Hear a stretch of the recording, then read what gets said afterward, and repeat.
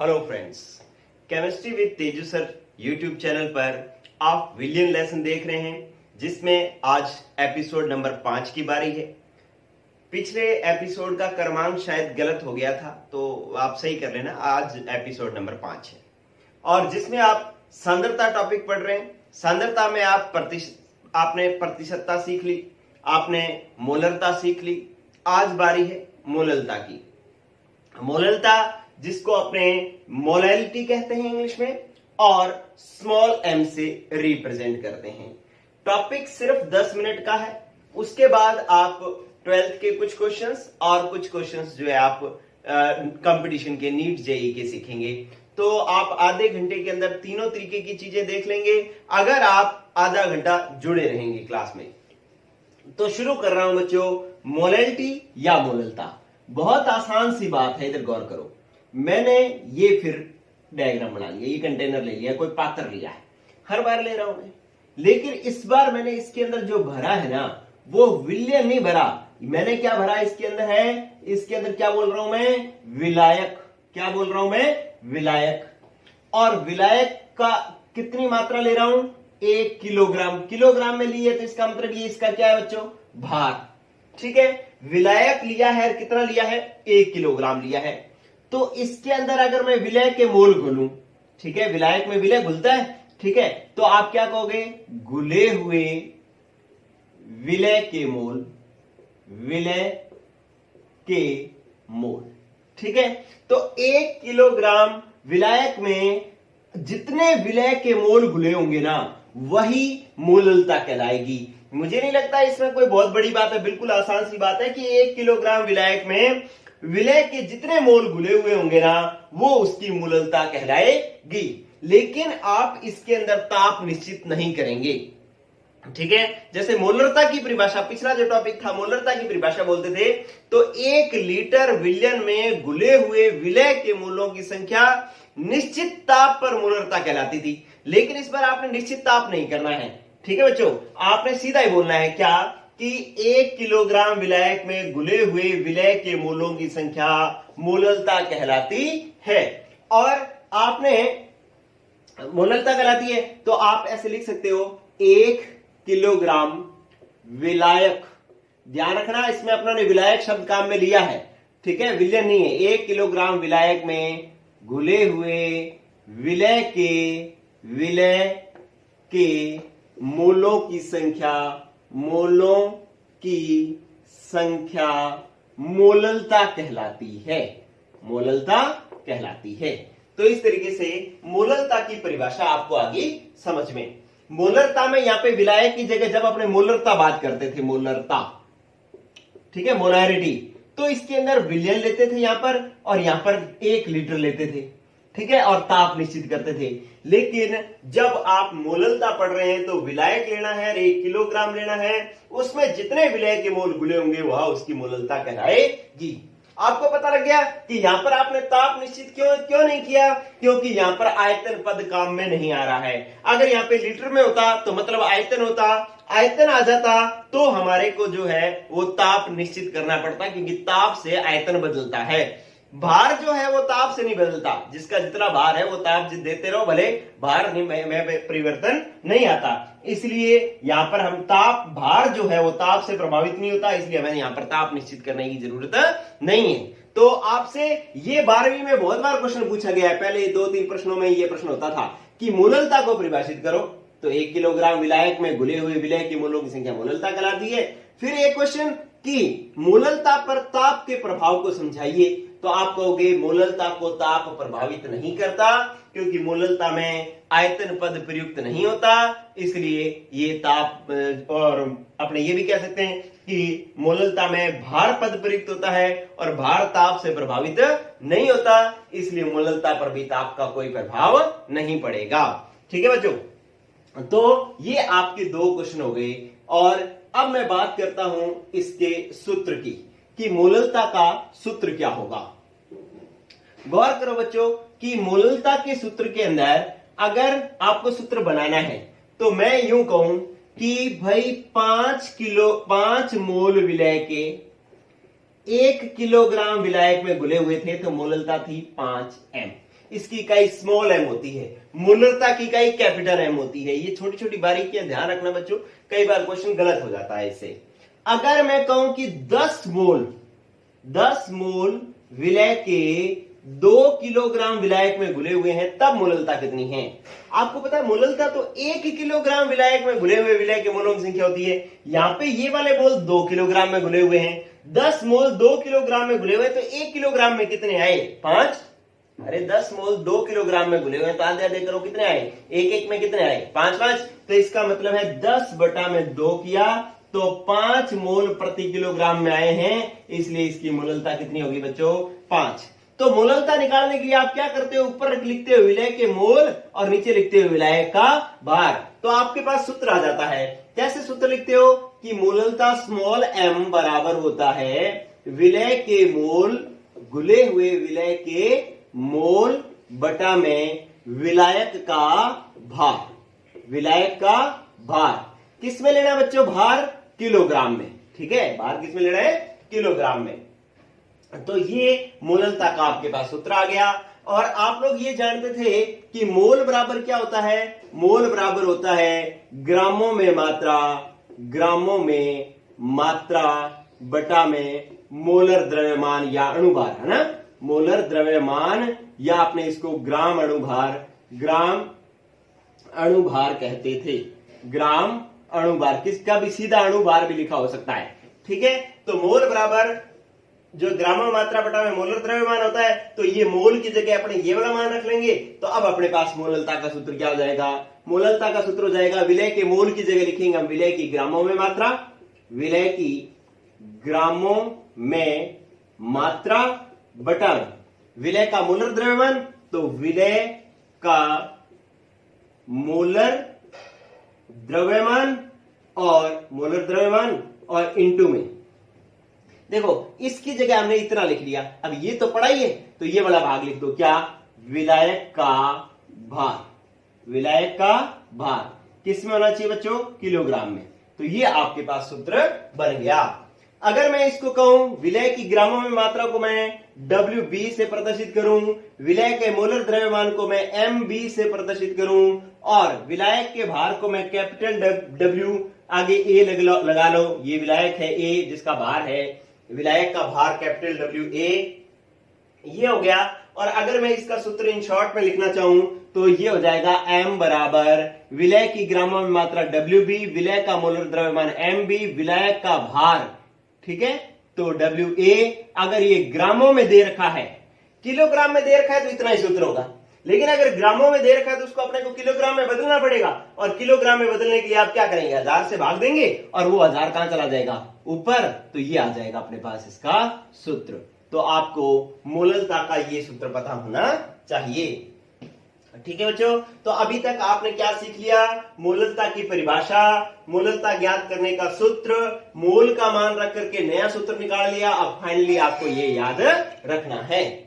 ठीक है, अब आप एक चीज और सीखो, ये आप नोट कर लेंगे। फिर आप देखो बच्चों कि मैं यूं कह रहा हूं, इसकी इकाई की बात करते हैं अपने। इसकी इकाई 1 किलोग्राम में घुले हुए विलय के मोल है ना, तो मोल प्रति किलोग्राम, मोल प्रति किलोग्राम इसकी एक इकाई हो जाएगी। दूसरी इकाई क्या हो जाएगी? तो देखो यहां पर इसमें रखो, तो विलय की ग्रामों में मात्रा, तो इसकी इकाई हो जाएगी ग्रामों में मात्रा। तो नहीं, आप यही कर लेंगे कि इकाई मोल प्रति किलोग्राम हो गया, या इसकी इकाई होती है मोलल। क्या होती है? मोलल। ठीक है, मोलरता की इकाई क्या होती थी? मोलर। इसकी क्या होती है? मोलल। या इस मोलल को आप क्या लिख देते हो? Small m। ठीक है, तो ये 3 तरीके की इकाइयां होती है, मोल प्रति किलोग्राम, मोलर या फिर स्मॉल m। ठीक है, और उसमें क्या था? मोलरता में क्या था? मोल प्रति लीटर। ये क्या था? मोलर। यहां क्या था? Capital M। तो उससे तुलना कर रहे हैं ताकि हमें याद रहे।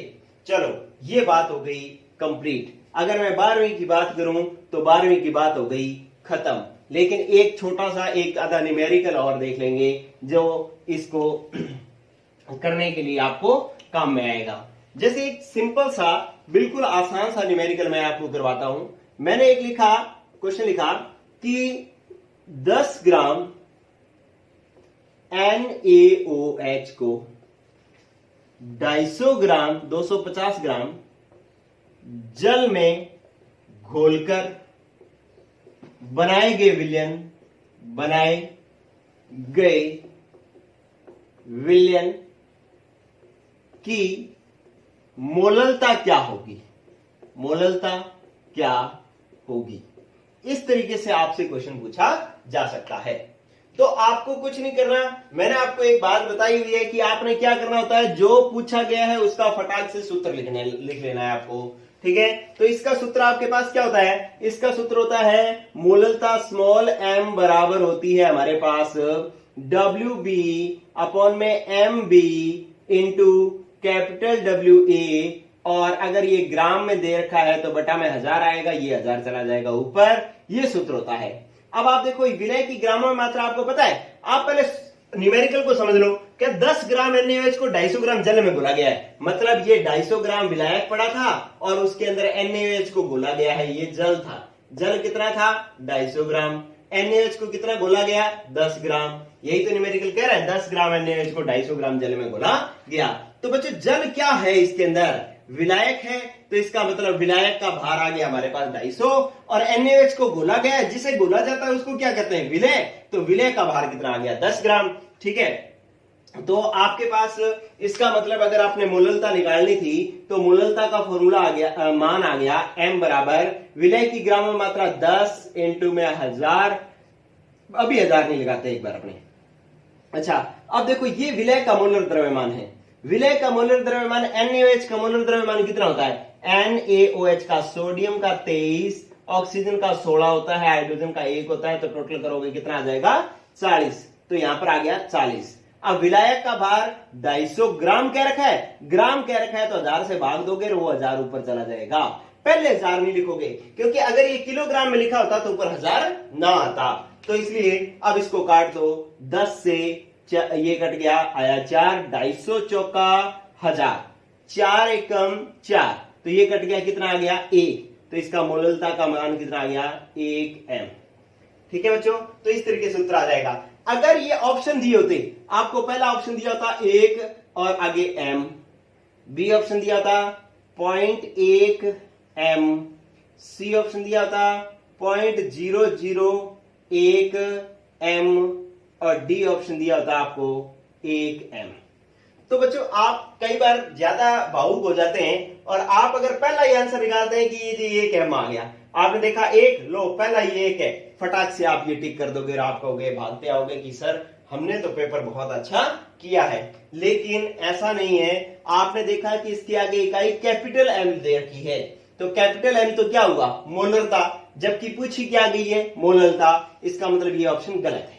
आंसर नंबर हमारा कौन सा आएगा? डी, 1 स्मॉल m, एक के साथ छोटा m आएगा तब मोललता होगी, और आंसर नंबर होगा डी। तो अभी एक 2010 के अंदर सेकंड ग्रेड एग्जाम हुआ था, तब उसमें केमिस्ट्री के कई क्वेश्चन ऐसे थे जिसमें ये small m capital M option अलग अलग करके बच्चों को कंफ्यूज किया गया था। तो इसलिए जो है आप इस चीज का ध्यान रखें कि अगर मोललता पूछी गई है तो इकाई स्मॉल m होनी चाहिए, मोलरता पूछी गई है तो इकाई कैपिटल M होनी चाहिए।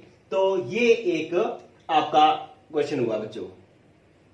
अब आप देखें कि एक बढ़िया सा क्वेश्चन मैं आपको करवा रहा हूं, एक बहुत अच्छा क्वेश्चन मैं करवा रहा हूं, इधर गौर करना बच्चों।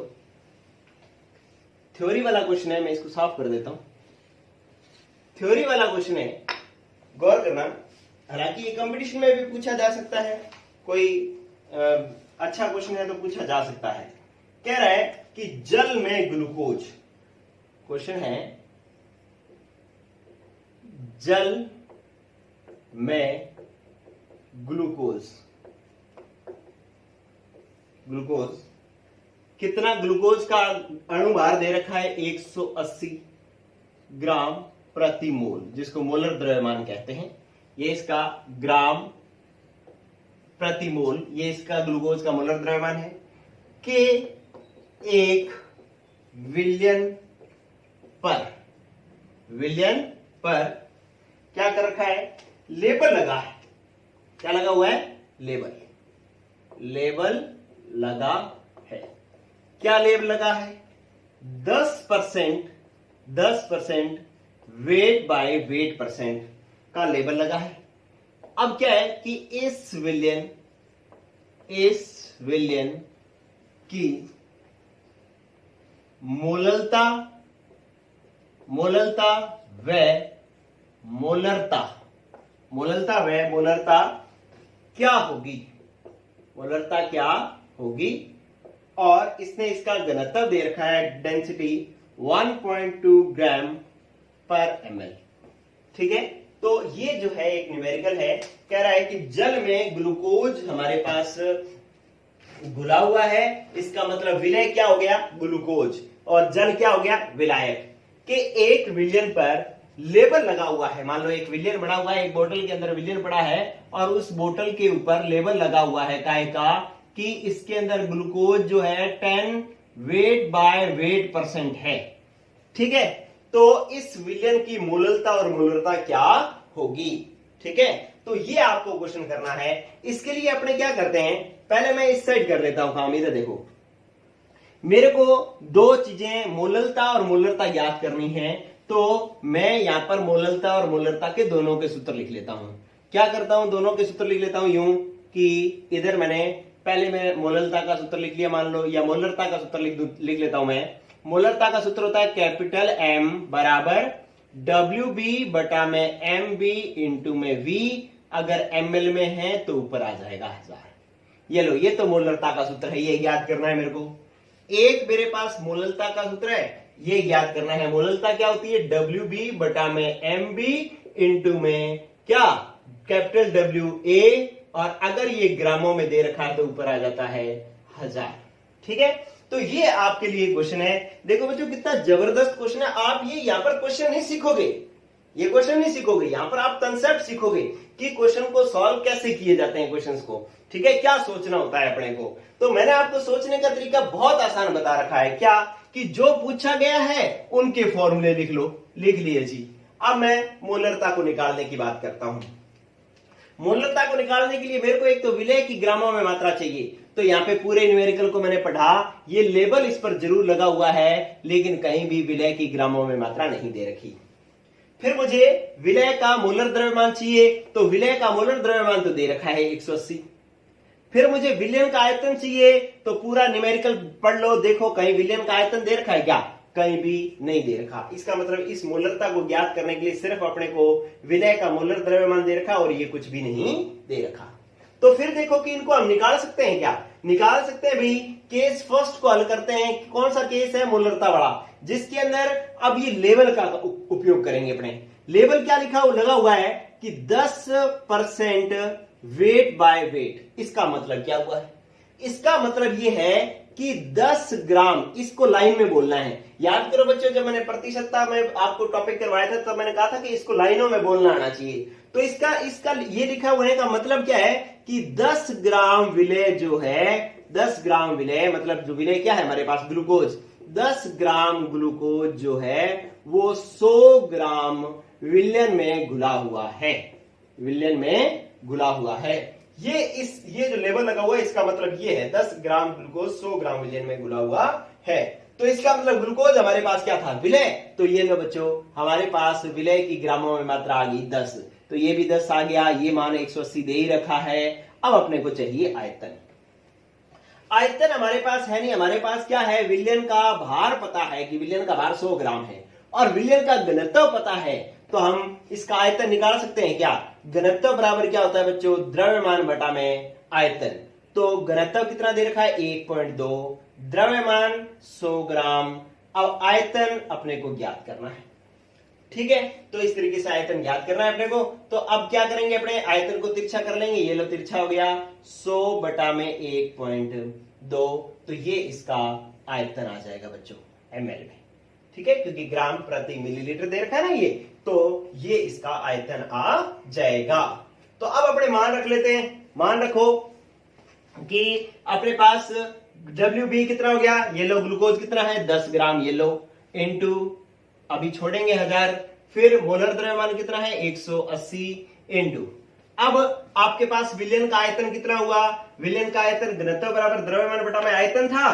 तो आयतन अपने को ज्ञात करना था, घनत्व पता है, द्रव्यमान पता है। द्रव्यमान कैसे पता लगा कि 100 ग्राम है विलयन, तो 100 बटा में v 1.2 इंटू 100 बटा में 1.2 बराबर 100 बटा में v इधर ले आए तो ये मान आ गया। अब ये वाला मान आपने रखा 100 बटा में 1.2 है तो वो 1.2 या तो मैं चलो एक बार लिख देता हूं 1.2। अब ये ml में था तो ऊपर क्या आ गया 1000। अब इसको हल करोगे तो ये 1.2 ऊपर चला जाएगा ना, तो आपके पास ये आ जाएगा 10 इंटू 1000 बटा में 180 इंटू में 100 और 1.2 चला जाएगा ऊपर। ठीक है, अब इसको आप हल कर लो। ठीक है, तो हल कर लो, कितना आंसर आएगा, ये 3 जीरो से 3 जीरो काट डालो, 2 जीरो ये 1 जीरो ये लो 3 जीरो कट गई। अब ये क्या बच गया 10 इंटू 1.2 कितना हो गया 12 बटा में क्या बच गया 18। ठीक है, तो 6 दूनी 12 और 6 तिया 18। ठीक है, तो इसका आंसर 2 बटा में 3 आप कर लो या 0.667 एम कर लो। ये आपके पास कैपिटल एम, ये आपके पास आ गई मोलरता।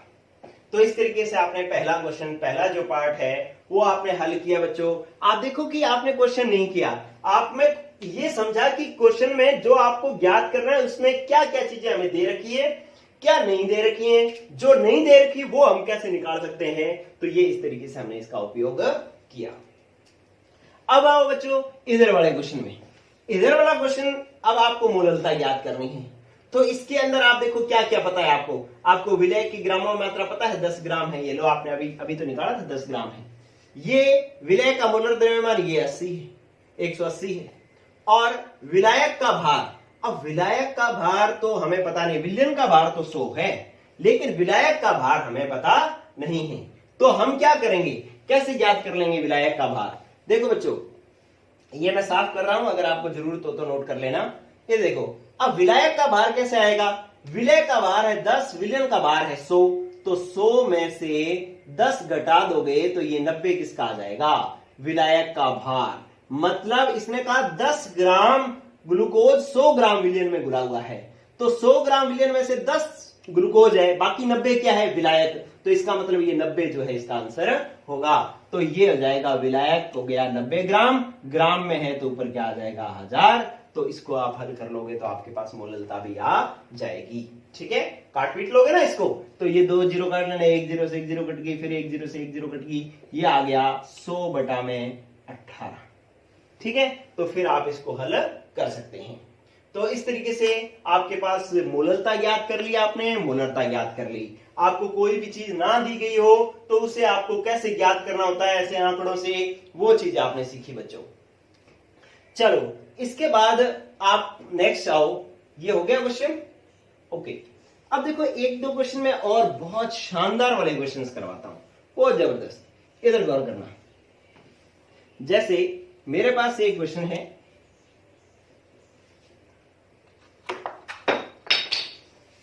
कंपटीशन में आए हुए क्वेश्चंस की बात करते हैं। अब ये 12वीं का घंटा हो गया खत्म, 12वीं में इतनी बात, लेकिन अब अपने कुछ कंपटीशन की बातें करते हैं। आप एक चीज समझो बच्चों कि मैं ये साथ में कंपटीशन क्यों करवा रहा हूं। कोई बच्चा सोचे कि सर मेरे को तो नीट जेईई करना है, नहीं मैं क्यों करूं।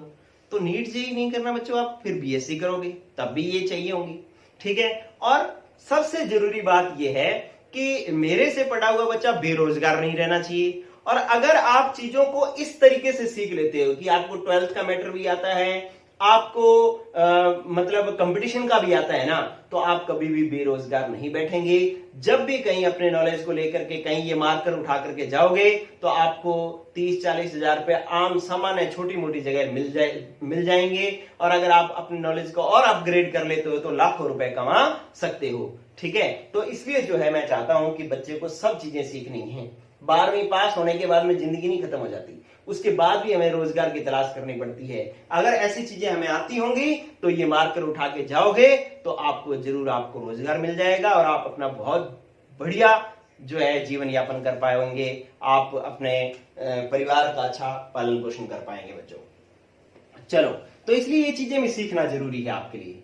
इधर गौर करो, आपके पास नेक्स्ट जो एक क्वेश्चन मैं करवा रहा हूं कि ये जेसीसी मतलब इंजीनियरिंग का ये है कंपटीशन, इसके अंदर 2009 में ये क्वेश्चन आया था। क्या कहता था, कहता है कि एक अन अपगट्टे है, एक अन अपगट्टे है। अनअपगट है वो जो टूटता नहीं है, विलयन में जाकर के टूटता नहीं है, हालांकि इसका कोई मतलब नहीं है। एक अनअपगट है के 0.01 मोल को 10 ग्राम जल में घोला गया है। 10 ग्राम जल में घोलने पर, जल में घोलने पर बने विलयन की मोललता ज्ञात करनी है।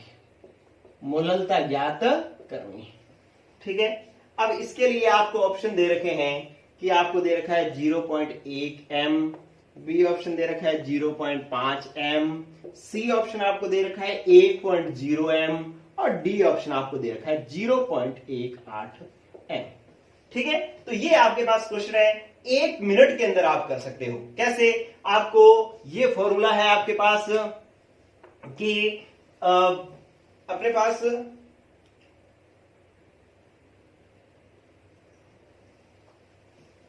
क्या फॉर्मूला था कि मोललता ज्ञात करनी है।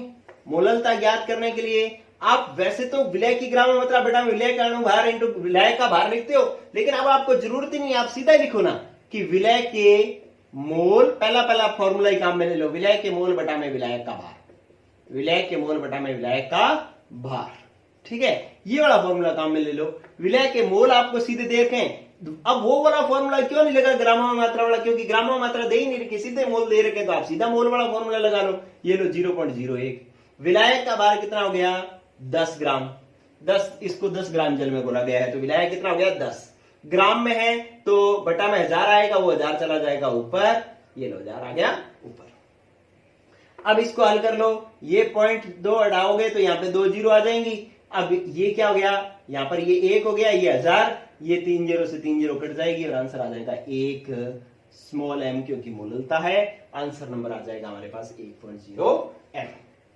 तो ये एक बहुत आसान सा क्वेश्चन है। अब मैं एक थोड़ा और अच्छा क्वेश्चन करवाता हूं मैं, ये तो बिल्कुल आसान क्वेश्चन था, सबसे आसान, ठीक है। JCEC 2009 के अंदर जो है ये क्वेश्चन आया था आपके पास। चलो, अब जो मैं क्वेश्चन करा रहा हूं वो आप देखना बच्चों कि ये क्वेश्चन आपके पास AIEEE 2011 के अंदर ये क्वेश्चन आया था, ठीक है। और ये इसने क्या कहा था? कहता STP पर, STP क्या होता है? मानक ताप और दाब। STP पर कह रहा है कि 3 मीटर क्यूब जल में यूरिया का फॉर्मूला होता है NH2CONS2, ठीक है, का यूरिया का 0.0100 ग्राम घोलने पर, अब ये इतना यूरिया घोला है, प्राप्त विलयन की मोललता ज्ञात करनी। प्राप्त विलयन की मोललता ज्ञात करो, और जिसके अंदर विलयन का घनत्व उसने दे रखा है 1 ग्राम प्रति सेंटीमीटर क्यूब, प्रति सेंटीमीटर क्यूब। ये आपको क्वेश्चन दे रखा है। इसको आप जो है 0.3 मान ले, इसको देखना 0.3 है, ये क्वेश्चन में 0.3 दे रखा है, 3 ना 0.3 दे रखा है। और इसके ऑप्शन भी नोट कर ले पहले, ऑप्शन क्या क्या दे रखे हैं। ऑप्शन इसके दे रखे हैं ए कि 5.55 इंटू 10⁻⁻⁴ m। बी ऑप्शन आपको दे रखा है 33.33 m। सी ऑप्शन दे रखा है 3.33 इंटू 10⁻⁻² m। डी ऑप्शन दे रखा है 0.55 m। ये आपके पास ऑप्शन दे रखे हैं, तो आप इस क्वेश्चन को कैसे करेंगे बच्चों?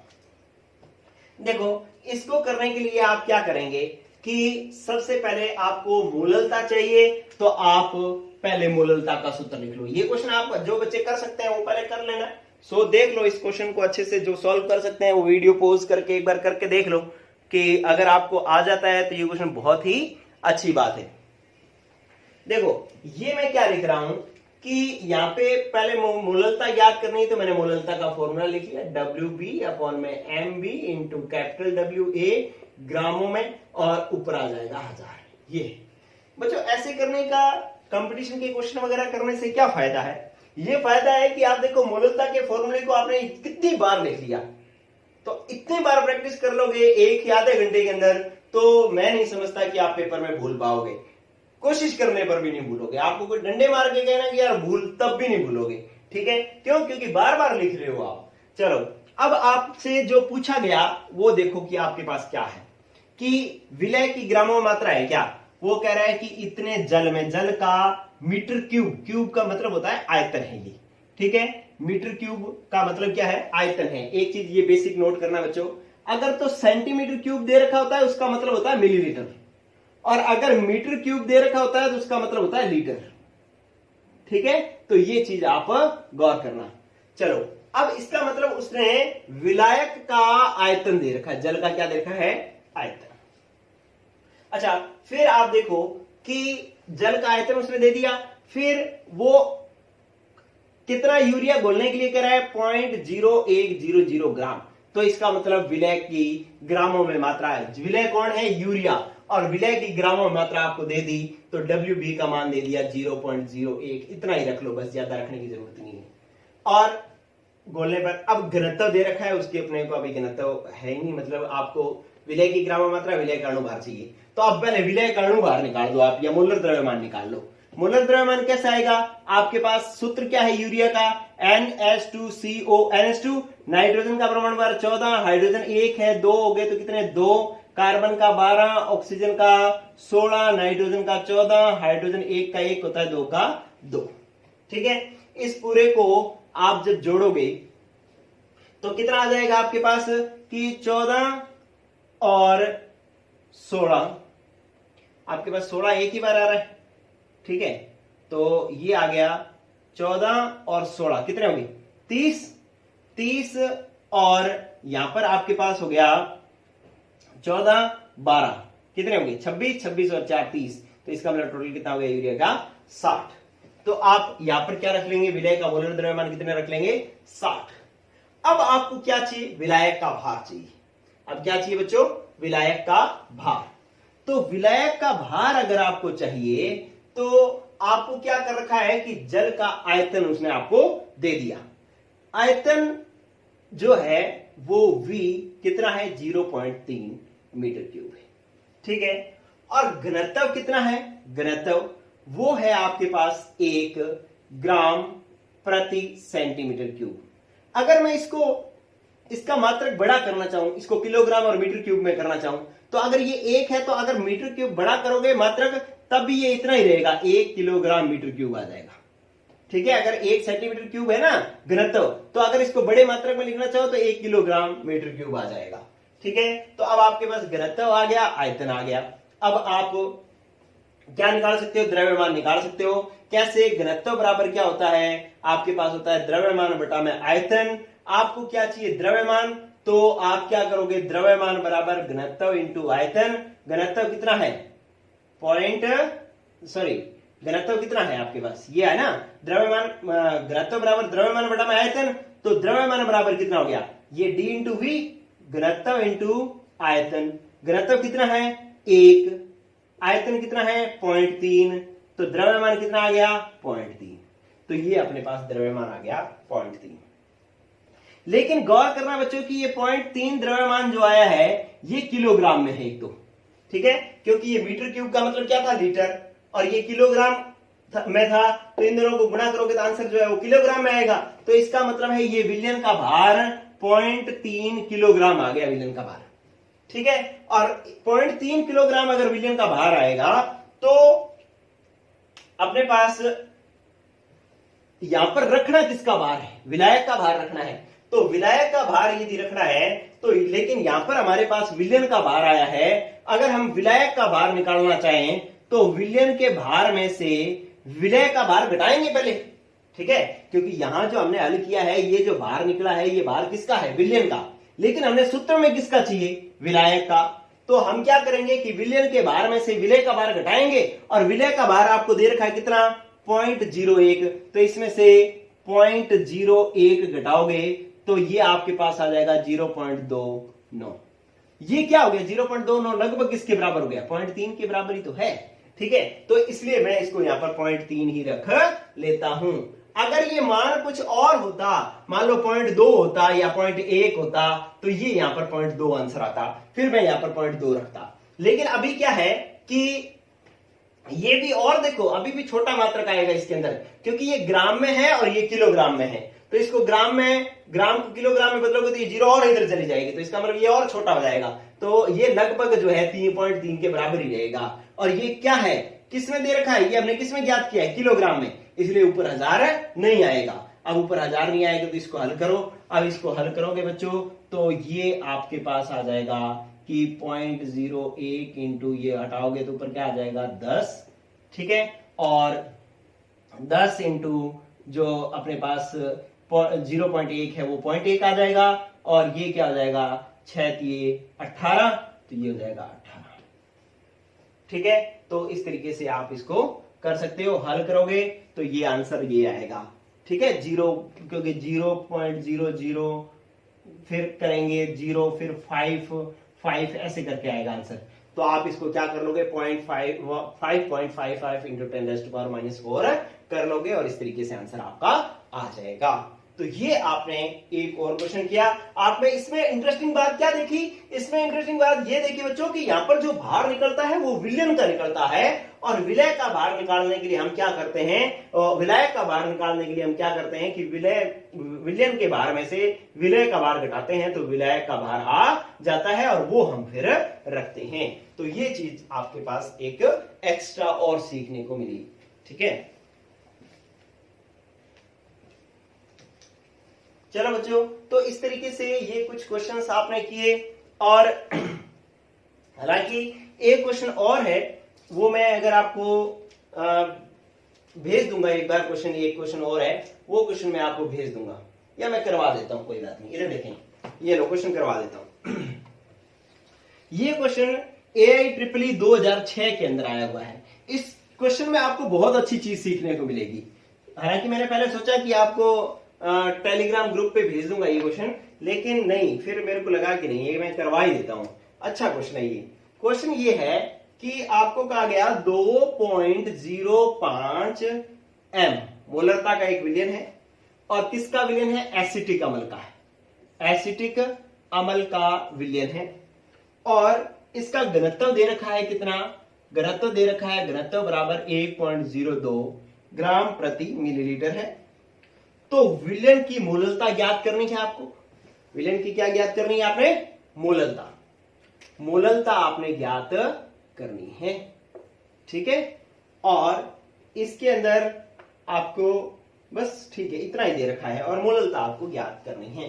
कहता 2.05 m एसिटिक अम्ल है, इसका घनत्व इतना है विलयन का, और मोललता ज्ञात करो। अब देखो कुछ भी नहीं दे रखा, आप पहले तो फॉर्मूला लिखो कि आपके पास मोललता ज्ञात करनी है, तो आप कैसे ज्ञात करोगे, स्मॉल m बराबर क्या होगा, स्मॉल m बराबर होगा आपके पास कि WB अपॉन में MB इंटू में कैपिटल WA इन ग्राम है, तो ऊपर आ जाएगा 1000। ठीक है, अगर किसी क्वेश्चन में आपको ये नहीं ज्ञात करना, अगर सीधे मोल दे रखे हैं तो आप यहाँ पे सीधे मोल भी लिख सकते हो। ठीक है, तो आप अगर सीधे मोल लिखना चाहो तो सीधे मोल भी लिख सकते हो, NB, कि आपके पास वो वाला फॉर्मूला भी काम में ले सकते हो कि विलय के मोल बटा में विलायक का भार, विलायक का भार, ये वाला फॉर्मूला भी आप काम में ले सकते हो। किसमें भार, किलोग्राम में। ठीक है, तो ये वाला फॉर्मूला काम में ले लेंगे। चलो, अब विलय के मोल आपने पूरा क्वेश्चन पढ़ा, 2.01 m एसिटिक अम्ल का विलयन है, M कैपिटल M दे रखा है, इसका मतलब मोलरता का विलयन है, ये मोलरता दे रखी है, और आपसे पूछा क्या है, मोलरता पूछी है, तो इसका मतलब मोलरता से मोलरता निकाली जा सकती है। ये भी आपके लिए एक अच्छी बात है, सीखने को अच्छी चीज मिलेगी कि मोलरता से मोलरता कैसे निकलेगी। चेक करते हैं कैसे निकलेगी। तो आपको यहां पर विलय के मोल नहीं दे रखे, विलायक का भार नहीं दे रखा, तो आपको क्या दे रखा है, ये आपको दे रखा है कि 2.01 m मोलरता का विलयन है। आपने बस इसको हिंदी में बोलना है, एक लाइन में बोलना है, और आपके पास इसके बहुत सारे चीजें मिल जाएंगी, क्योंकि इसका सारा हिंट इसी में छुपा हुआ है। ठीक है, 0.05 एम मोलरता को आप क्या बोलोगे? आप ये बोलोगे कि एसिटिक अम्ल के इसको आपको लाइन में बोलना आना चाहिए। देखो, मैंने मोलरता जब करवाई थी तब मैंने कहा था कि ऐसी चीज को लाइन में बोलना आना चाहिए। एसिटिक अम्ल जो कि क्या है, हमारे पास विलय है के 2.05 मोल किसमें घुले हुए हैं? 1 लीटर विलयन में घुले हुए हैं। 1 लीटर विलयन में घुले हुए हैं। ठीक है, तो ये जो 2.01 कैपिटल है मोलरता जो लिखी हुई है, इसका मतलब क्या है कि जो विलय हमारे पास एसिटिक अम्ल है, एसिटिक अम्ल के 2.05 मोल 1 लीटर में घुले हुए हैं। इसका मतलब ये है। ठीक है, अब आपको चीजें मिल गई। क्या मिल गई? एक तो आपको विलय के मोल मिल गए, विलय के मोल मिल गए, तो आप विलय के मोल यहां पर रख लो। क्या रख लिया? 2.05, ये लो। ठीक है, अब आपको चाहिए विलायक का भार, तो विलायक का भार आप कैसे ज्ञात करोगे? अब आपके पास दो चीजें आ गई। एक लीटर विलयन है। 1 लीटर विलयन का मतलब क्या है कि विलयन का आयतन आ गया आपके पास। विलयन का आयतन कितना हो गया? विलयन का आयतन हो गया पास 1 लीटर का मतलब है 1000 मिलीलीटर हो गया। ठीक है, 1000 मिलीलीटर विलयन का आयतन दे रखा है, और घनत्व भी हमारे पास दे रखा है कि 1.02 ग्राम प्रति मिलीलीटर, ये दे रखा है। तो आपको चाहिए क्या?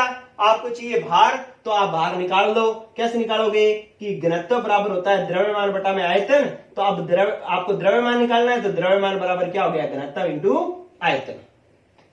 घनत्व दे रखा है आपको कितना? 1.02, और आयतन आपको दे रखा है 1000।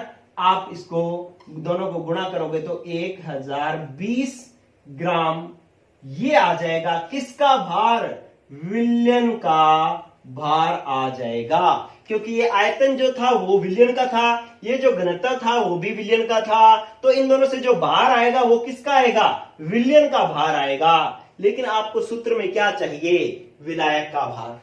ठीक है, तो आप खुश हुए, आपने सोचा कि सर ने मैं बताया हुआ था कि विलायक का भार अगर चाहिए तो आप विलयन के भार में से विलय का भार घटा दो, तो विलयन का भार है आपके पास 1020। अब विलय का भार कितना है? ढूंढा, कहीं नहीं मिला विलय का भार तो दिया हुआ। विलय के मोल जरूर दे रखे, लेकिन विलय का भार नहीं दे रखा। तो ऐसे क्वेश्चन को करने के लिए विलय का भार आपको चाहिए, तो आप क्या करोगे कि विलय का भार कहां से लाओगे? विलय का भार आप लाओगे, इधर देखो बच्चों कि मैं ये साफ कर देता हूं, एक बार आप हो गया होगा, ये समझ में आ गया आपको। ठीक है, तो दोबारा देख लेना अगर नहीं समझ में आया तो। ये मैं साफ कर देता हूं। चलो, अब आपको विलय का भार चाहिए, और आपने ये पढ़ा था कि मोल बराबर होता है ग्रामों में मात्रा बटा में मोलर द्रव्यमान। अब मोल तो आपको दे रखे हैं 2.05। ठीक है, अब ग्रामों में मात्रा आपको विलय की पता नहीं है। ठीक है, वो आपने ज्ञात करनी है। मोलर द्रव्यमान, एसिटिक अम्ल का मोलर द्रव्यमान। एसिटिक अम्ल का सूत्र क्या होता है? एसिटिक अम्ल का होता है CH3COOH। इसको हल करोगे 12 3 12 16 प्लस 16 प्लस 1, सॉल्व करोगे कितना आएगा? 60। तो ये आ गया हमारे पास 60। अब विलय की ग्राम में मात्रा कितनी आ जाएगी? ये दोनों गुणा करोगे तो ये इंटू 60, ये लगभग 120 के लगभग आ जाएगी, 120.30 करके आ जाएगी। ठीक है, इतनी आएगी। इसको लगभग हम कितना मान लेंगे? 120 ही मान लेंगे। ठीक है, तो लो, अब आपके पास विलय का भार आ गया। विलयन का भार आपको दे रखा था कितना? 1020। विलय का भार आ गया 120, तो ये 120 रख लोगे तो कितना बच जाएगा? 1000। ठीक है, तो इस तरीके से विलायक का भार आपके पास कितना ही, सॉरी ये आ गया कितना? 900। ठीक है, अब ये 900 आ गया विलायक का भार। आप यहां पर विलायक का भार रख लें, कितना आया बच्चों? 900। क्या ग्राम? किलोग्राम में बदलोगे तो बटा में 1000 करोगे, 1000 आ गया ऊपर, 2 जीरो से 2 जीरो कैंसिल, ये इसको गुणा करोगे तो ये कितना हो जाएगा? 20.5। 10 को 2.05 से गुणा करोगे 20.5, बटा में 9 करोगे। अब इसको हल करो, 9 दूनी 18। ठीक है, कितने बचे? 2, ये ऊपर से आ गया 5, तो 9 फिर क्या है? 25 बन गया। 25 तो 9 दूनी 18, 9 27, तो फिर 2 आ गया, तो इसका मतलब 2.2 m के लगभग आंसर होगा। ठीक है, तो इस तरीके से आपने ये क्वेश्चन नहीं सीखा, आपने एक कंसेप्ट सीखा है कि ये किस तरीके से करना होता है। आपको मोललता पूछी थी, आपने सूत्र लिखा, अब विलय के मोल ढूंढने थे, कहीं नहीं लिखे हुए थे, विलय का भार ढूंढना था, कहीं नहीं लिखा हुआ था, इसलिए हमने इसको पकड़ा और इसको हिंदी में बोला। क्या मतलब था? 2.05 मोलरता का मतलब है, मोलरता 1 लीटर विलयन में भुने हुए विलय के मोलों की संख्या होती है, इसका मतलब इसमें विलय के मोल तो है 2.05 और विलयन का आयतन कितना है? 1 लीटर। तो बस विलय के मोल तो हमारे पास आ गए और विलयन का आयतन हो गया 1 लीटर। आयतन 1 लीटर को हम 1000 मिलीलीटर मान लेंगे, 1000 मिलीलीटर मान लेंगे तो ये लो, ये आयतन घनत्व हमारे को दे रखा है, तो इस तरीके से हम द्रव्यमान निकाल देंगे। ये लगभग आया 1020, ये आया है विलयन का भार, क्योंकि आयतन भी विलयन का था, घनत्व भी विलयन का था, इसलिए भार भी किसका आया? विलयन का। लेकिन मुझे चाहिए किसका भार? विलायक का भार। अब विलायक का भार चाहिए बच्चों, तो हम क्या करेंगे? विलायक के भार के लिए अपने विलयन के भार में से विलय का भार निकालें, विलयन के भार में से विलय का भार निकाल दें तो विलायक का भार आ जाएगा, लेकिन विलय का भार मेरे पास था ही नहीं, तो विलय का भार कैसे आया? विलय का भार कैसे निकाल सकते हैं? मोल बराबर ग्रामों मात्रा बटा मोलर द्रव्यमान होता है। मोल हमारे को विलय के दे रखे हैं 2.05, ग्रामों में मात्रा ज्ञात करनी है अपने को। मोलर द्रव्यमान एसिटिक अम्ल का होता है 60, तिरछा गुणा किया ये 120 आ गया, घटाया 900 मान रखा, ये आंसर आ गया।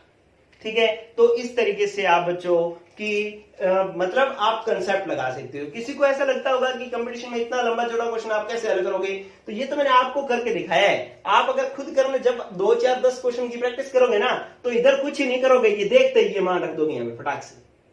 ठीक है, ये देखते ही कि अमूलता 1000 को इससे गुणा कर लो, 1 मिनट में 1000 से इसका गुणा हो जाएगा। ठीक है, फिर इसको 60 से अपने आप गुणा हो जाएगा। मतलब आप 10 क्वेश्चन की प्रैक्टिस करोगे तो आपका फटाफट सब कुछ होएगा। ठीक है बच्चों, तो इस तरीके से मोललता टॉपिक हुआ कंप्लीट। उम्मीद है आपको बहुत बढ़िया लगना चाहिए, क्योंकि खूब मेहनत की जाती है इनको कराने के लिए बच्चों। ठीक है, तो आप लोग इस वीडियो को ज्यादा से ज्यादा शेयर करो। ठीक है, 12th के, हालांकि 10th में अच्छा ग्रोथ है, 10th के लोग बच्चे खूब देख रहे हैं, और आप लोग और भी 10th वाले बच्चों को भी वीडियो शेयर करें। लेकिन 12th वालों की ग्रोथ रुक गई है, वो एक लिमिटेड लोग ही देख रहे हैं। तो ऐसा नहीं है बच्चों, हम लोग जो आप अगर जो पढ़ रहे हो, आप दूसरे यूट्यूब चैनल्स पे कंपेयर करो तो हमारा मैटर किसी से कम नहीं है। मैं ये कहूं कि उनसे अच्छा है ऐसा नहीं है, लेकिन आपका मैटर उनसे कम नहीं। और हिंदी मीडियम में तो सुपर मैटर आपको मिल रहा है। ठीक है, सुपर मटेरियल आपको मिल रहा है, तो इस चीज को आप थोड़ा कदर करें और आप लोग शेयर करें और वीडियो देख करके लाइक कर दिया करें तुरंत, मेरे को लगे कि हाँ भाई इतने लोग लाइक कर रहे हैं। ठीक है, और ऑल द बेस्ट, पढ़ते रहो बच्चों, गुड लक।